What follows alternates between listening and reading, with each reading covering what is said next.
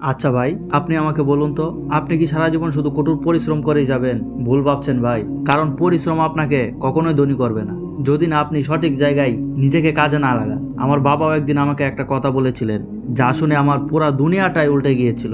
আমার বাবা আমাকে একদিন বললেন, বাবা, গরু দিয়ে হাল চাষ করা আর ট্রাক্টর দিয়ে হাল চাষ করা দুটোই এক না। তখন এই কথাটার মানে বুঝিনি, কিন্তু এখন বুঝি। সেই গল্পটাই আজ আপনাদেরকে বলি। আমাদের পাশের গ্রামে ছিলেন করিম চাচা। মানুষটা ছিলেন লোহার মতো কঠিন পরিশ্রমী। ভোরবেলায় উঠতেন, রাত করে ঘুমাতেন, সারাদিন মাটি কাটতেন, ইটের বোঝা বইতেন। গায়ের ঘাম কখনোই শুকাতো না, কিন্তু মাস শেষে পকেট একেবারেই শূন্য। তার ছেলে রাফি একদিন জিজ্ঞেস করলো, বাবা, তুমি এত টাকা কাজ করো, এত পরিশ্রম করো, তাহলে আমরা গরিব কেন? করিম চাচা চুপ করে রইলেন, উত্তর দিতে পারলেন না। সেদিন রাতে ঘুম হলো না তার। বারবার রাফির প্রশ্নটা কানে বাজতে লাগলো। পরদিন সকালে চাচা গেলেন গ্রামের সবচেয়ে সচ্ছল মানুষ আলম সাহেবের কাছে। বললেন, ভাই, তুমি কি করে এত ভালো আছো? তুমি কি আমার চেয়ে বেশি কাজ করো?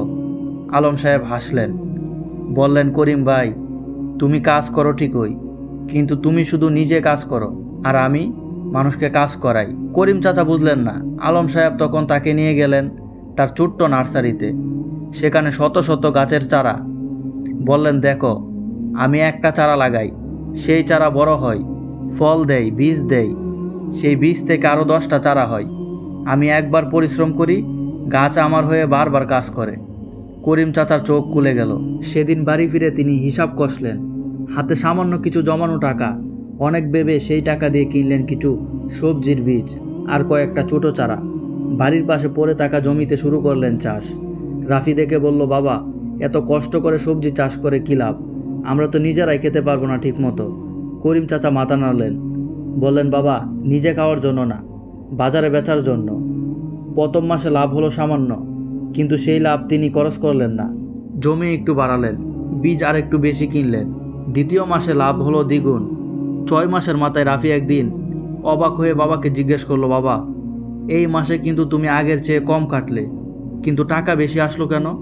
করিম চাচা ছেলেকে কাছে টেনে বললেন, কারণ এখন শুধু আমি কাজ করি না, আমার জমি কাজ করে, আমার বীজ কাজ করে, আমার গাছ কাজ করে। আমি একটি বীজ দিয়েছিলাম, সে আমাকে 1000টা ফিরিয়ে দিচ্ছে। রাফির চোখে জল এলো। বলল, বাবা, তাহলে এতদিন কেন এভাবে করনি? করিম চাচা দীর্ঘশ্বাস ফেললেন, বললেন, কারণ আমি ভাবতাম পরিশ্রমই সব, কিন্তু বুঝিনি যে পরিশ্রমকে সঠিক জায়গায় কাজে লাগাতে হয়।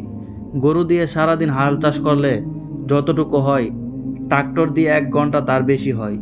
তো বন্ধুরা, করিম চাচার এই গল্প থেকে আমাদের শিক্ষা হলো, শুধু কঠোর পরিশ্রম করলে হবে না, সেই পরিশ্রমকে এমন জায়গায় লাগাতে হবে যেখানে আপনি একবার বীজ বুনলে বারবার ফসল পাবেন। ছোট্ট এই গল্পটা থেকে আমাদের শিক্ষা, শুধু ঘাম জড়ালে হবে না, এমনভাবে বীজ বুনতে হবে যেন সারা জীবন তার ফসল পাওয়া যায়।